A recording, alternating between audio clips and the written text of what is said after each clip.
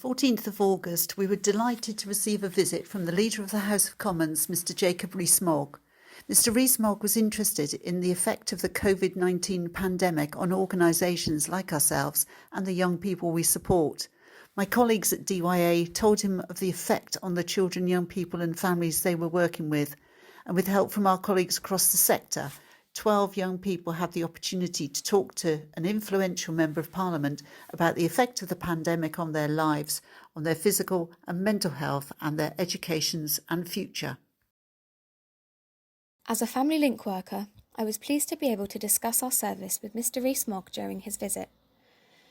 We talked about the vulnerable families we work with, how we support them and the changes we had to make to the delivery of our service during lockdown and the months that followed, such as providing virtual sessions through video call or phone, exploring different resources to send to our families, and making short, informative videos to put on the website for our families to watch.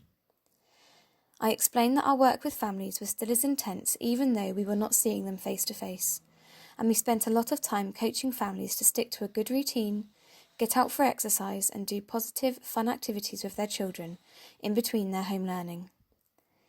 Mr Rees-Mogg asked about how our families coped with homeschooling their children, and we talked about some of the struggles and successes that we had experienced with this for our families and young people.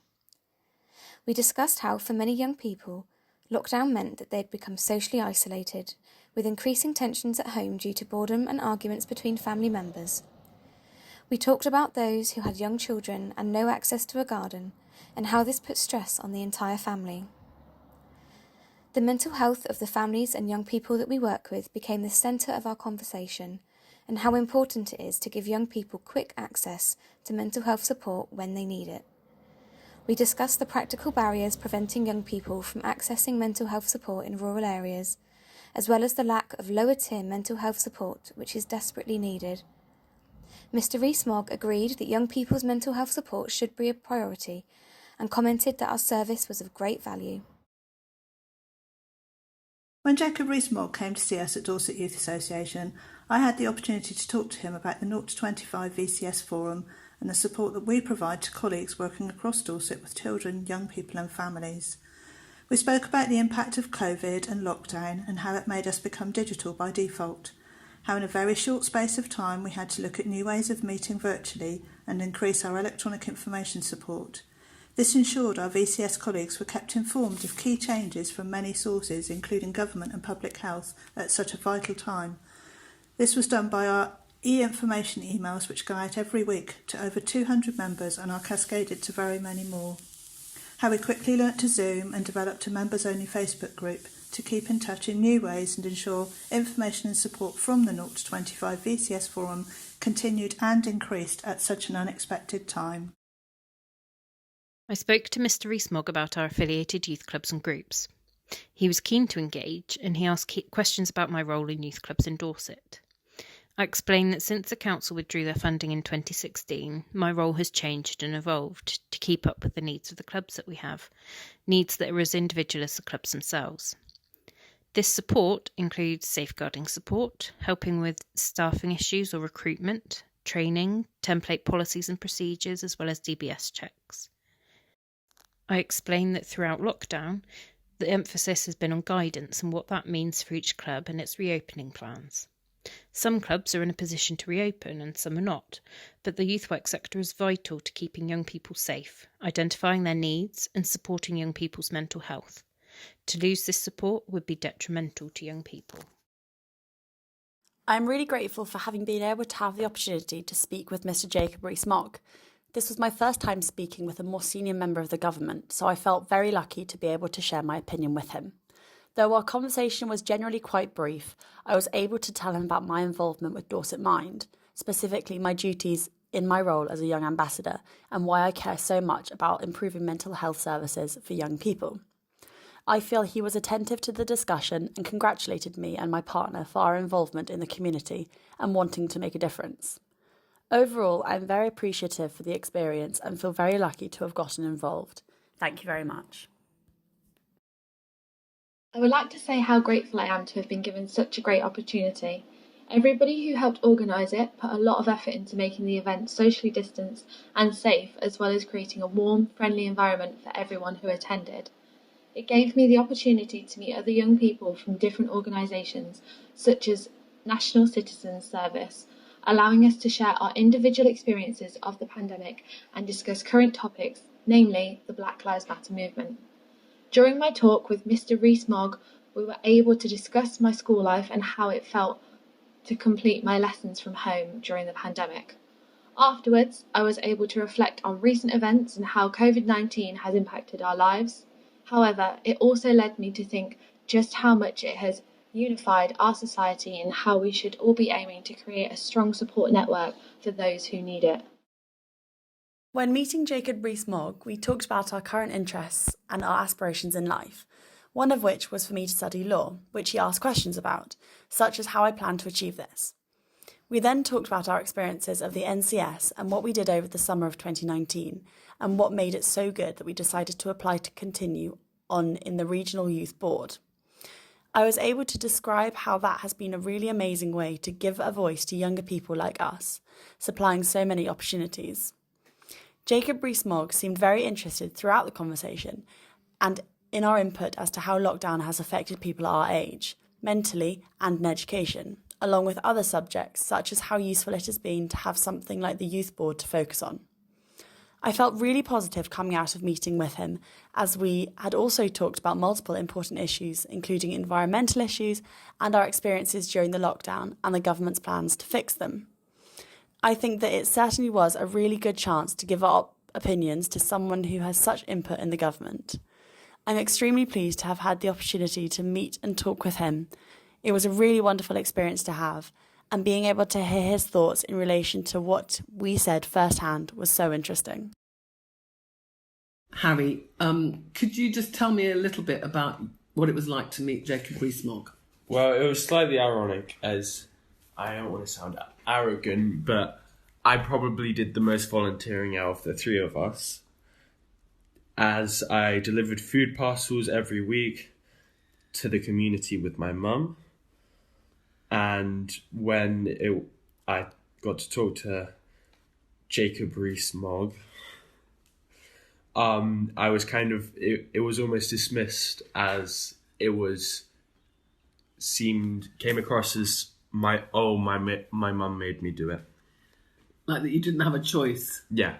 But you did have a bit of a laugh with him about it, didn't you? Yeah. Hetty, just want to ask you a little bit about what it was like meeting Jacob Rees-Mogg. Well, at first, I didn't really know much about him and his politics, so I wasn't, that bothered about it. But then once I met him, he took time with me and asked me about everything I'd been doing during lockdown, and it was really nice to be recognised. And what did you do during lockdown? I helped set up for my dad's concerts, and I occasionally dropped off flowers at NHS workers' houses. And your dad's concerts, what were they? Tell us a little bit about that. My dad would just put together some songs, and the whole village would come and listen just for a boost of happiness, I guess. He's an opera singer, yeah? Yeah. And I know became that very popular. Yeah. BBC came down, that was exciting. Yeah. But yeah. And I guess for me, it was just nice to see you being recognised a little bit for your contribution during lockdown effort. Yeah. And I liked how his end speech, how he picked out things that people had done, so it sort of proved that he was listening and did care about each of our roles during lockdown. So yeah, it was really nice meeting him. Thank you so much, Etty. Right, Luke, tell me what it was like to meet Jacob Rees-Mogg. Nervous. Mm-hmm. A little bit nervous. Good conversation. What was your conversation about? About me hunting with a catapult, getting squirrels, getting pheasants, rabbits, and fishing. Do a lot of fishing. And going driving with my horses. And yeah, And he seemed to, well, from where I was standing, he seemed to really enjoy talking to you. Did you feel that when he was talking to you?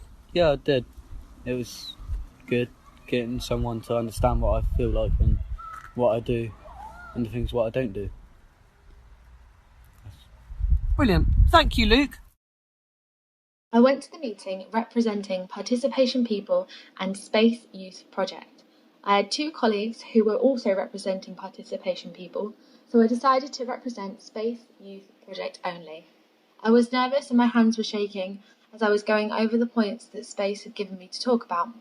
When it got to my time to talk to him, I was worried that I would be asked to stand, but he was kind enough to let me stay seated.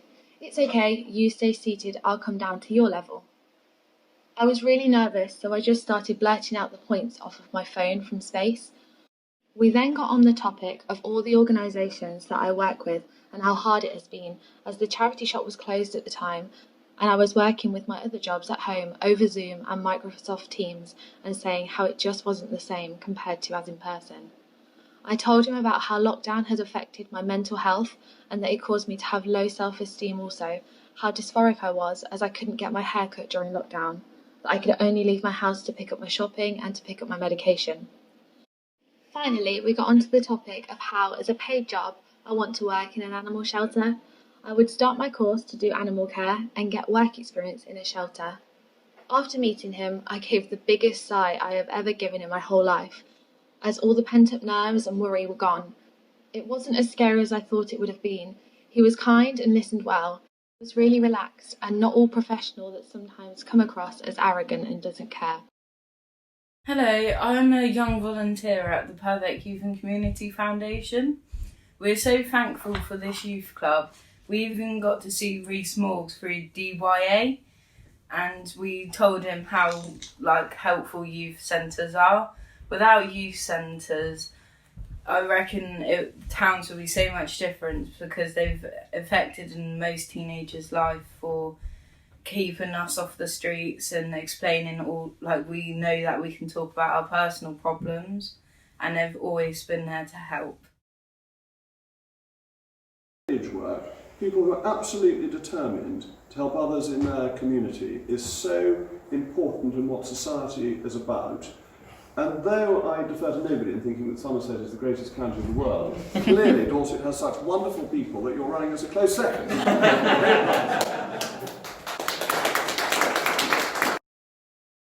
We were delighted that Dorset Youth Association was asked to host this visit, and we had the opportunity to talk to Mr. Rees-Mogg.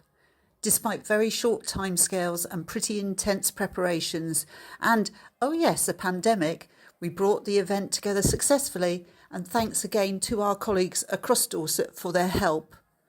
But to me, whilst remaining safe and socially distanced, the icing on the cake was definitely that we were able to meet up with each other face to face rather than just over the computer. An overall successful day for Dorset Youth Association.